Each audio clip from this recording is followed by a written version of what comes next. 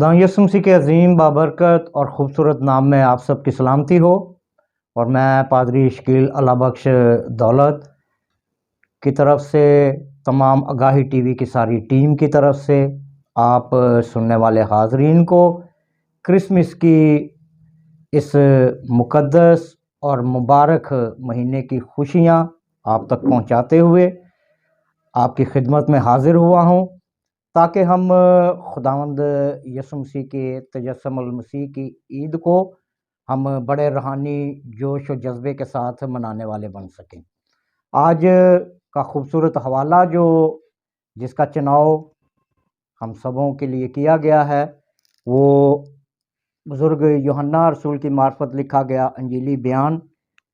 उसका 14वां बाब, पहला बाब और उसकी 14वीं आयत से लेकर 18वीं आयत के आखिर तक।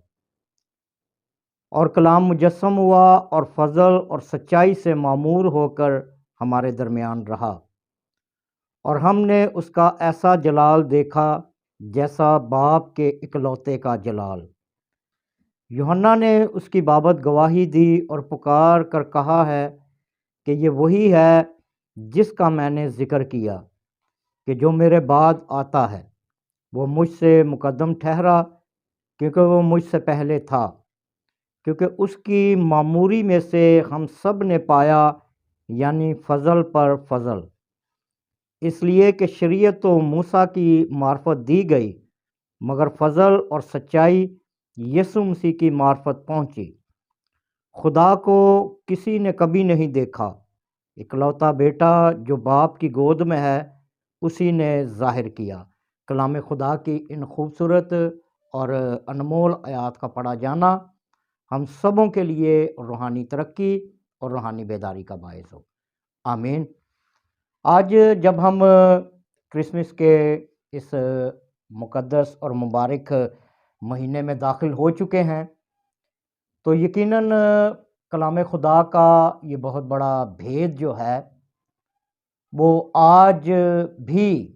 जिनकी ज़िंदगी में आ चुका है, जिन्होंने इस भेद को समझ लिया है, पा लिया है, वो जानते हैं कि खुदावंद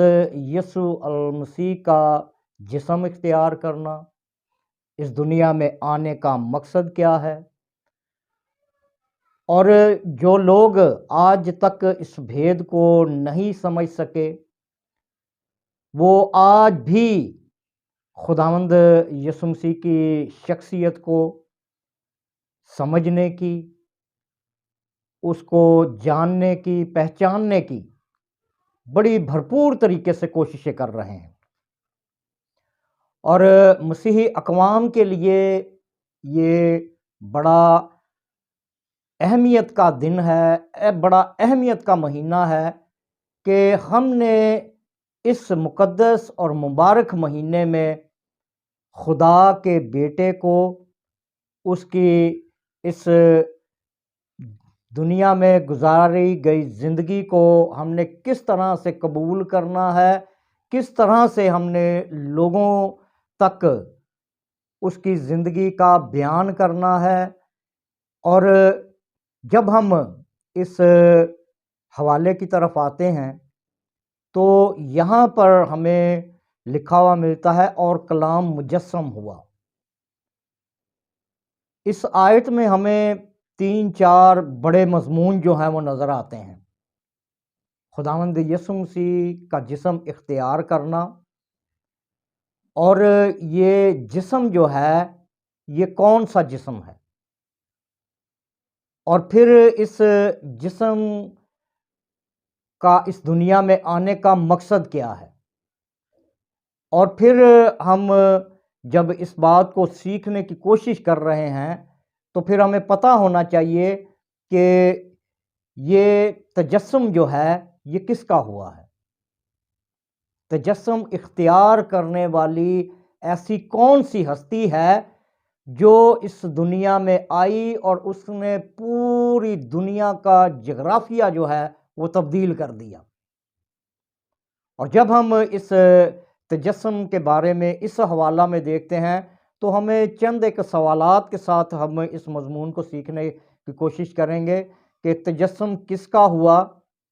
اور تجسم کی ضرورت جو ہے وہ کیوں پیش آئی، اور پھر تجسم کی برکات جو ہیں وہ ہمیں اس مضمون میں وہ بھی نظر آتی ہیں۔ اور جب ہم اس بات کو سیکھنے کی کوشش کر رہے ہیں کہ تجسم کس کا ہوا، تو پہلی آیت میں بزرگ یوحنا رسول جو ہے وہ اس بات کو بیان کرتا ہے کہ یہ تجسم اختیار کرنے والی ہستی کون سی ہے، اور یہ وہ ہستی ہے جو ابتدا میں خدا کے ساتھ تھی۔ اور یوحنا رسول کہتا ہے کہ ابتدا میں کلام تھا اور کلام خدا کے ساتھ تھا، اور یہی کلام خدا تھا۔ اور پھر جب ہم اس کلام کے بارے میں پیشن گوئیوں پر نگاہ کرتے ہیں تو میکا کی کتاب میں ہمیں اس بات کی پیشن گوئی ملتی ہے۔ بزرگ میکا کہتا ہے کہ اس کا مصدر جو ہے وہ قدیم الایام سے ہے،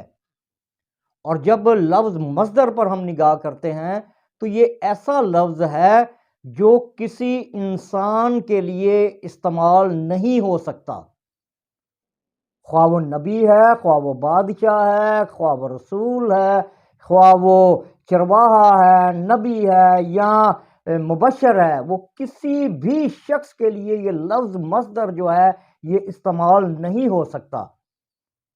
کیونکہ اس مصدر کے لفظی معنی ہمیں نظر آتے ہیں کہ جو ابتدا سے ہے، جو ابتدا سے پہلے ہے، جو قدیم الایام سے ہے، اور قدیم الایام سے ایک ہی ہستی ہے، اور وہ میرا اور آپ کا پیارا منجی، ہمارا نجات دہندہ، ہمارا صلح اور سلامتی کا شہزادہ خداوند یسوع المسیح ہے۔ اور یہ اس کے بارے میں یہ لفظ استعمال ہوا ہے کہ اس کا مصدر جو ہے وہ قدیم الایام سے ہے، اور یہی پہچان جو ہے، اسی پیشن گوئی کو جو ہے وہ بزرگ یوحنا رسول جو ہے وہ یہاں پر بیان کر رہا ہے کہ وہ ابتدا میں جو ہے وہ خدا کے ساتھ ہے، وہ خدا ہے۔ اس کا مطلب یہ ہوا کہ تجسم جس ہستی کا ہوا ہے وہ کوئی عام شخصیت نہیں ہے، بلکہ وہ خدا ہے۔ اور جب خدا کی ہم بات کرتے ہیں تو خدا کے لیے پیدائش کا لفظ استعمال کرنا یہ جو ہے یہ مناسب نہیں ہوتا۔ پیدائش انسانوں کی ہوتی ہے، خدا خود جو ہے وہ اپنی مرضی سے مجسم ہوا ہے، اس نے اپنے آپ کو انسان کی صورت میں انسانی بدن میں ظاہر کیا ہے، اس لیے جو ہے وہ ہمارا پیدائش کا لفظ استعمال کرنا، پیدا ہونا، یہ لفظ مسیح کی شان اور اس کی عظمت کو ظاہر نہیں کرتا، بلکہ تجسم، مجسم، یہ لفظ جو ہیں وہ خداوند یسوع مسیح کی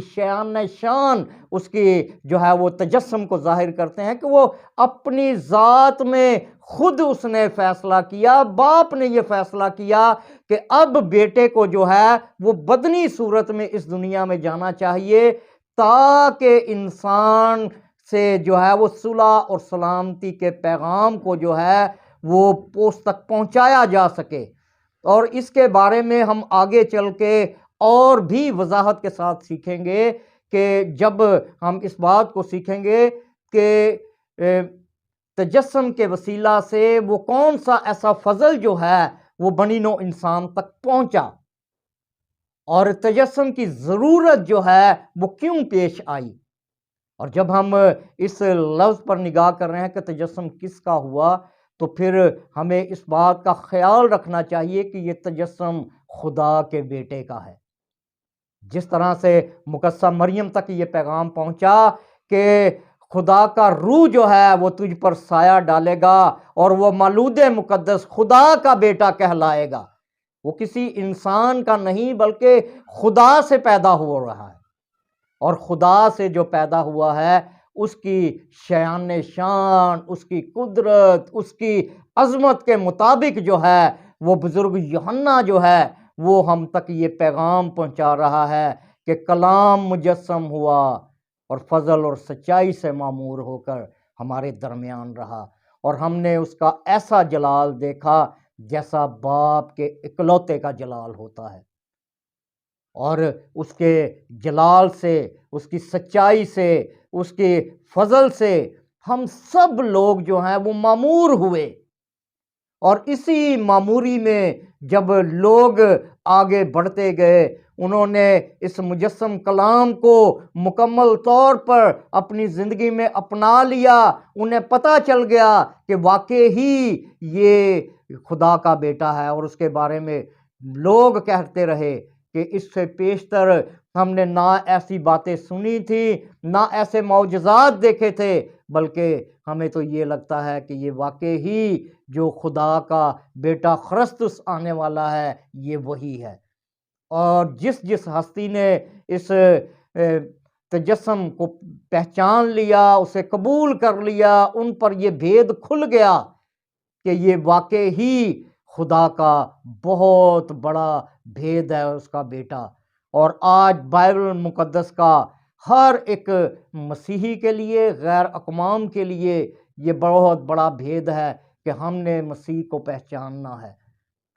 آج سے پیشتر ہماری جتنی بھی زندگی گزر چکی ہے، اگر ہم نے خدا کے بیٹے کو اپنی زندگی میں مجسم نہیں کیا ہوا تو پھر مقدسہ مریم سے ہمیں یہ درس لینا چاہیے، جس طرح سے اس نے کہا کہ میرے باپ کی جو مرضی ہے، جو میرے خدا کی مرضی ہے اس کے قول کے مطابق ہو، اور خدا کی مرضی یہی ہے کہ اس کے لوگ جو ہیں وہ اس کے بیٹے کو اپنے دل میں بسائیں۔ مقدسہ مریم نے خدا کے کلام کو قبول کیا، اور وہ کلام مجسم اس کے اندر ہوا۔ ہم نے بھی خدا کے اس کلام کو قبول کرنا ہے تاکہ خدا کا بیٹا، خدا کا کلام جو ہے وہ ہمارے اندر مجسم ہو، اور ہم جب اس کو ریپرزینٹ کریں پوری دنیا میں تو لوگوں کو پتہ چلنا چاہیے کہ واقعی اس کرسمس میں اس شخص کی جو ہے وہ نئی پیدائش ہوئی ہے، اس شخص نے خدا کے کلام کو قبول کیا ہے، اور خدا کا کلام جو ہے پورے آب و تاب کے ساتھ اس کے اندر سے نظر آ رہا ہے۔ اور یہی پیغام جو ہے وہ میرے اور آپ کے لیے اس سال کا ہے کہ ہم نے اس سال مقدسہ مریم کی طرح خدا کے کلام کو اپنی زندگی میں قبول کرنا ہے، تاکہ ہم جان سکیں کہ یہ جو ابتدا سے کلام جو ہے جس کا مصدر قدیم الایام سے ہے، کیا یہ مصدر ہماری زندگی میں آ چکا ہے؟ اگر نہیں آیا تو اس سال کوشش کریں کہ اس مصدر کو قدیم الایام کے ساتھ مل کر ہم اپنی زندگیوں کو مبارک کریں، یادگار کریں، تاکہ وہ جگہ جو میرے اور آپ کے لیے بنائے عالم سے پیشتر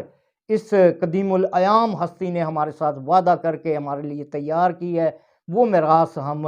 حاصل کر سکے۔ خداوند ایسا کرنے کا مجھے اور آپ سب کو بڑا بھاری فضل بخشے،